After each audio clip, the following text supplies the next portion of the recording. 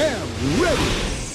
GMA Weather. Serbisyong totoo ng GMA News.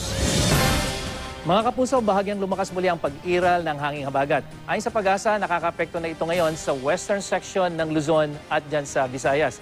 Base sa datos ng The Weather Company, asahang uulan bukas dyan po sa mga rehiyon ng Calabarzon at Mimaropa, habang posible pa rin ang thunderstorm. Diyan naman sa Cordillera at Central Luzon at sa katunayan, nagkaroon po ng pag-ulan dyan sa Ilocos Sur kaninang hapon. Sa Metro Manila, mula madaling araw hanggang gabi naman ay mataas ang posibilidad ng mahinang ulan. Pero mga kapuso, yung ating init factor, posibleng umabot pa rin ng 38 degrees Celsius. Sa Visayas, katamtamang ulan ng asahan, lalong-lalo na dito sa may western section, habang magandang balita naman po sa mga taga Mindanao, wala nang inaasahang malawakang pag-ulan dyan, di gaya nitong mga nakaraang araw. At dyan sa Datu, Saudi, ang patuwa na isa sa mga binaha sa Maguindanao, mababa na ang posibilidad ng pag-ulan dyan. Maghapon po yan.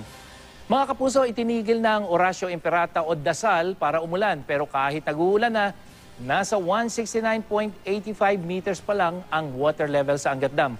Mas bababa pa ito sa mismong critical level na 180 meters. At yan ang latest mula sa GMA Weather. Para sa iba pang weather update, bisitahin ang aming I Am Ready website at social media account. Ako po si Nathaniel Cruz. Pagplano para sigurado, I Am Ready. Serbisyong totoo ng GMA News.